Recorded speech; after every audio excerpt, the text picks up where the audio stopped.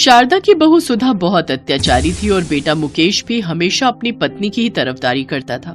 इसी वजह से शारदा ने एक दिन घर छोड़ने का फैसला किया। माँ, तुम्हारी वजह से इस घर में रोजाना कलेश होते हैं। तुम यहाँ से चली क्यों नहीं जाती हो? हम पति पत्नी को सुख की जिंदगी जीने दो। माँ, तुमने अपनी जिंदगी को जी लिया, अब हमारी जिंदगी खराब मत करो।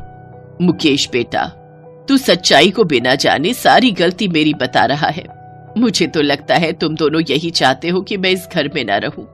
सारा दिन मैं काम करती हूँ, कुछ नहीं बोलती, सोचती हूँ जो जिंदगी के दिन बचे हैं वो सुख से कट जाए, पर नहीं, बहू ये चाहती ही नहीं है। इसीलिए बेटा तेरे सामने जानबूझकर ये लड़ाई करती है। सुनो जी, अब इस घर में या तो तुम्हारी माँ रहेगी या मैं। तुम फैसला कर लो तुम्हें किसके साथ रहना है, नहीं तो मैं बच्चों को लेकर चली जाऊंगी। नहीं बहू, तुम क्यों कहीं जाओगी? मैं ही ये घर छोड़कर जा रही हूँ। मैं अब इस घर में नहीं रहूंगी।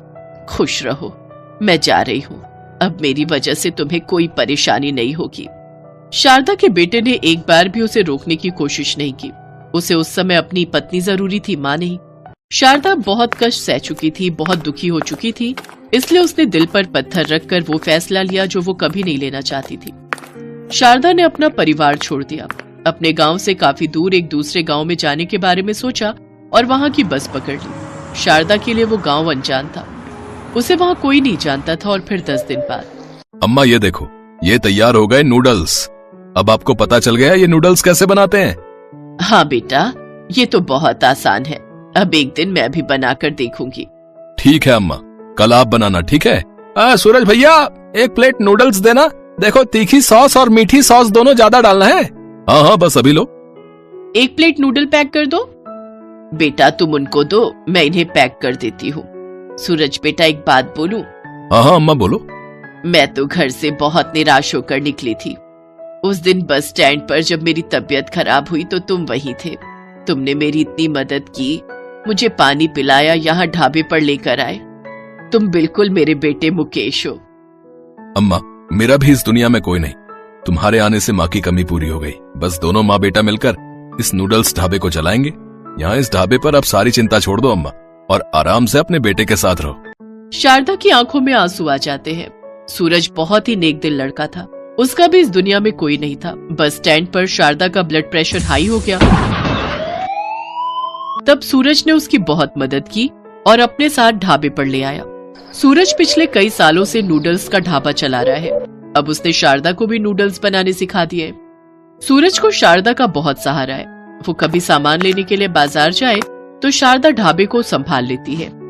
ढाबे पर और भी लड़के काम करते हैं तो वो भी शारदा को अम्मा कहकर ही बुलाते हैं। शारदा को उस गांव में रहते हुए 1 महीना बीत चुका था। अचानक एक दिन सूरज की तबीयत बहुत खराब हो गई। वो उठ भी नहीं पा रहा था। सूरज को बहुत बुखार था, जिस कारण उसे बहुत कमजोरी हो गई। शारदा ने सूरज की भी देखभाल की और ढाबे को भी पूरा संभाला। सूरज बेटा, ये लो, दवाई खा लो और ढाबे की बिल्कुल भी चिंता मत करो, मैं सब संभाल लूंगी। तुम बस आराम करो बेटा, ताकि जल्दी ठीक हो सको। अम्मा, माँ क्या होती है ये मुझे आज पता चल रहा है। माँ की जगह संसार में कोई नहीं ले सकता। मैंने अपने माता पिता को कभी नहीं देखा। जब पैदा हुआ तो अपने आप को सड़क पर पाया और जिंदगी की ठोकरों में बड़ा हो गया।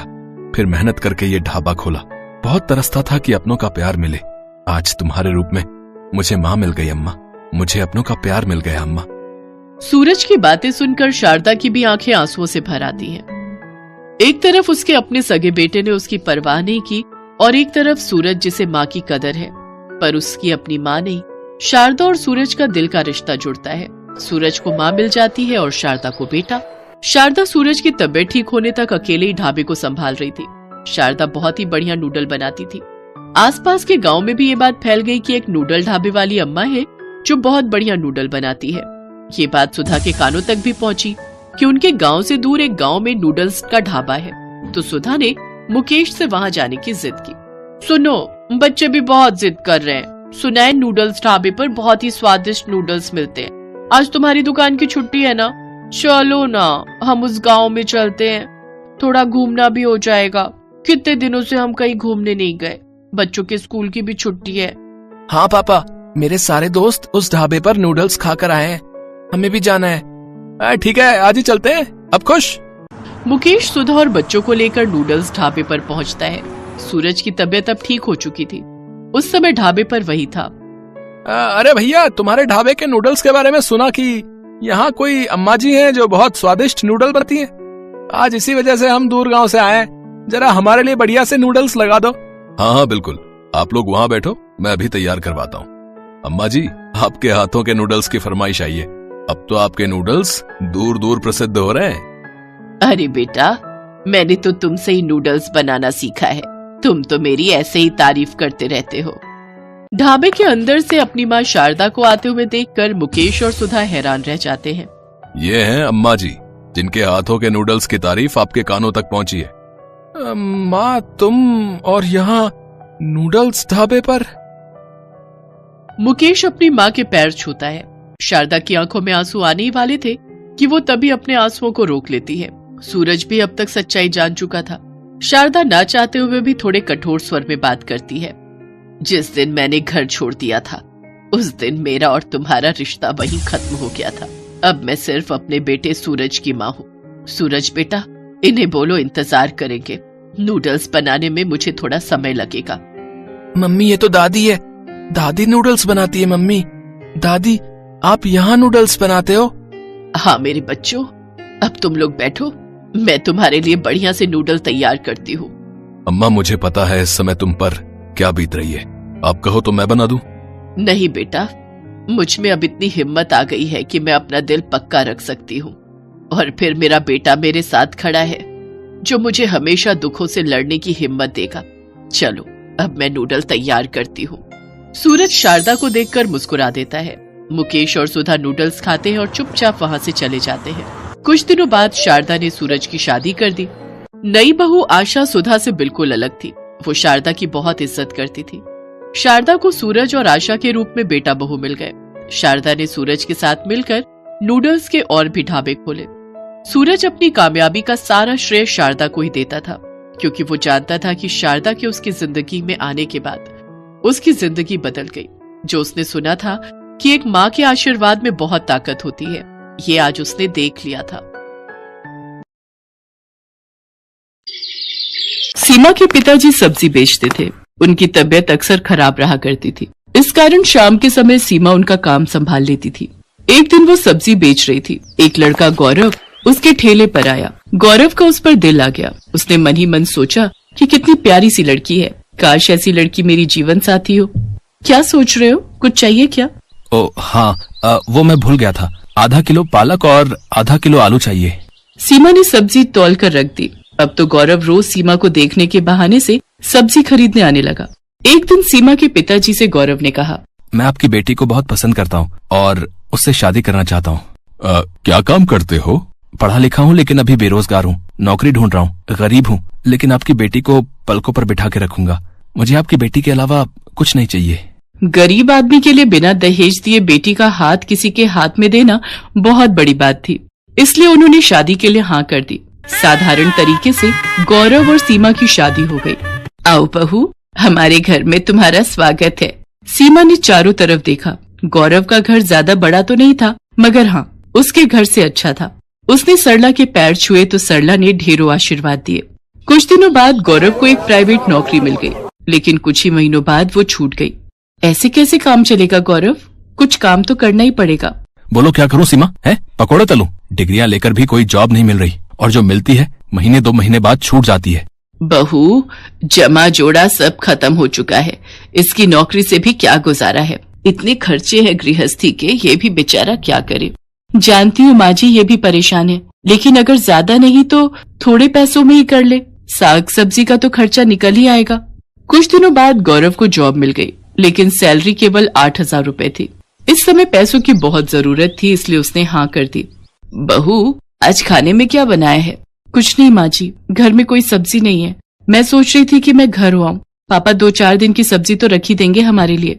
नहीं बहू, ऐसे अच्छा नहीं लगता। वैसे भी क्या कहेंगे कि खर्चा खत्म हो जाता है तो बेटी को हमारे यहाँ भेज देते हैं साग सब्जी लेने। ठीक है तो माँ जी, रोटी बना दी है। मेरी मम्मी ने थोड़ा अचार दिया था, उसी से खा लेंगे। वैसे भी सब्जी के लिए पैसे नहीं है। गौरव की सैलरी भी महीने के आखिर में मिलेगी। सीमा ने खाना परोस दिया, थाली में रोटी और अचार रख दिया। अरे आज तुमने सब्जी नहीं बनाई है क्या? सब्जी के लिए पैसे नहीं है गौरव, कुछ दिन अचार से ही खानी पड़ेगी रोटी। बहू, ये अचार तो बहुत ही लाजवाब है। ये किसने बनाया? मेरी मम्मी बनाती है माँ जी, वैसे मैं भी बना लेती हूँ। आपकी सैलरी मिल जाए तो तुम भी ये अचार जरूर बनाना, सच में बहुत बढ़िया लग रहा है। मेरी मम्मी कहती है अगर एक समय को सब्जी ना मिले तो अचार से रोटी खाई जा सकती है। अरे बहू, इतना स्वादिष्ट अचार मिले तो मैं हर समय अचार के साथ ही रोटी खाऊं। उसके कुछ दिनों बाद सीमा अपनी सास से कहती है, माँ जी कुछ नींबू रखे थे, मैंने उनका अचार बनाया है, जरा ये भी चख कर बताओ। सच में लगता है जादू है तुम दोनों माँ बेटी के हाथों में, जो कोई खाए उंगलियां चाटता ही रह जाए। एक बात कहूँ जी? हाँ कहो सीमा। क्या ये वो लगा रखा है? ठीक से कहो, क्या कहना चाहती हो? मैं सोच रही थी इस तरह के अचार बनाकर बेचना शुरू कर दूं। वैसे भी हम दोनों सास बहू घर में सारा दिन खाली तो बैठे रहते हैं, इस बहाने हमारा समय भी कट जाएगा और हमारी आमदनी भी हो जाएगी। तुम तो बड़ी समझदार हो बहू, लेकिन मुझे अचार बनाना नहीं आता। गौरव अगर हाँ कहे तो फिर मैं आपको सब सिखा दूंगी। ठीक है, इस महीने की सैलरी आने दो, फिर तुम अचार बना लेना, ठीक है? सीमा खुश हो गई। वो 1 तारीख का इंतजार करती रही। गौरव की सैलरी मिलते ही वो कुछ अचार के मसाले, आम, गाजर, मूली, नींबू खरीद लाई और फिर दिखा दी अपनी कारीगरी। उसने अपनी सास की मदद से कई तरह के खट्टे मीठे अचार बनाए। अचार तो बन गया सीमा, लेकिन तुम इसे बेचोगी कहाँ? ये तो हमने सोचा ही नहीं। हम ये अचार बाजार में बेचेंगे, और कहाँ बेचेंगे। और दोनों सास बहू अचार के डिब्बे लेकर बाजार में चली गईं। अचार ले लो, अचार आम का लो, नींबू का लो, गाजर मूली का लो। तभी एक औरत उनके पास आती है और कहती है, बहन जी कैसे दिया ये अचार? 80 रुपए किलो है। ये तो बहुत सस्ता है, 30 रुपए किलो तो आम ही हो रहे। इसकी तो खुशबू से ही मुंह में पानी आ रहा है, पता नहीं खाने में कैसा होगा। पहले चख कर देखिए फिर खरीदिए। वाह वाह, मजा आ गया। जैसी खुशबू वैसा अचार। लाओ 1 किलो दे दो, हमारी बहू प्रेग्नेंट है, खाएगी तो उसका मन अच्छा हो जाएगा। उस दिन उनका सारा अचार बिक गया। सास बहू दोनों के चेहरे खुशी से खिल गए। वैसे ज्यादा फायदा नहीं हुआ था क्योंकि अचार उन्होंने सस्ते में बेचा था, लेकिन एक उम्मीद की किरण नजर आई कि उनका काम चल निकलेगा। अगले दिन सीमा सरला से कहती है, माँ जी आप सब्जियां काटिए, तब तक मैं मसाला बनाती हूँ। बहू आज कुछ ज्यादा अचार बनाएंगे। और वो हर हफ्ते अचार बनाकर बेचने लगी और अब अचार ज्यादा बिकने लगा। सीमा ने सरला से कहा, माँ जी मेरे मन में एक विचार आ रहा है। बाजार और दुकान पर हमारे ग्राहक बढ़ते जा रहे हैं, लेकिन हमारी कोई पहचान नहीं है। क्यों ना हम अपने अचार को कोई एक पहचान दे? वो कैसे? वो ऐसे, अब हम अपना अचार खुला नहीं बेचेंगे। अब हम उसको खुद तोलकर 1 पाव, आधा किलो और 1 किलो के डिब्बे में पैक करेंगे। इसका एक नाम होगा, सास बहू का अचार। हम इसे थोक की दुकानों तक पहुंचाएंगे। देखना, अगर ऐसा होगा तो हम सास बहू छा जाएंगी। लगता है मुझे भी नौकरी छोड़कर सास बहू की अचार फैक्ट्री में काम करना पड़ेगा। ये विचार भी बुरा नहीं है, पहले दुकान उसके बाद फैक्ट्री। वाह, हम लोग बहुत अमीर हो जाएंगे, है ना माँ जी? चलो चलो, सपने देखना छोड़ो और अब काम पर लग जाओ, तभी सपना सच होगा। सुना है तुम दोनों बहुत अच्छा अचार बनाती हो, क्या हमें भी सिखा दोगी?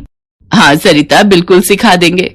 हमने अपनी दुकान खोली है जिसका नाम रखा है सास बहू का अचार। तुम अपने साथ और लड़कियां और बहुओं को भी ले आना, इसी बहाने वो भी अचार बनाना सीख लेंगी और हमारे यहाँ पैकिंग का काम कर लेंगी। इसके बदले हम उन्हें पैसे देंगे। अच्छा, फिर तो मैं कल ही 8-10 लड़कियों का इंतजाम करती हूँ। अगर मेहनत सच्ची हो तो दिन बदलने में समय नहीं लगता। सास बहू अचार की दुकान एक छोटी सी फैक्ट्री में बदल गई। गौरव ने अपनी जॉब छोड़ दी। अब वो अपनी गाड़ी से मार्केट में अचार सप्लाई करने लगा। माँ मैं तो हिम्मत हार गया था, लेकिन तुम और सीमा अचार के बिजनेस को इतनी ऊंचाइयों पर ले जाओगी, मैंने तो कभी सोचा भी नहीं था। बेटा, ये सब सीमा की मेहनत का नतीजा है। नहीं जी नहीं, ये सास बहू की मेहनत का नतीजा है।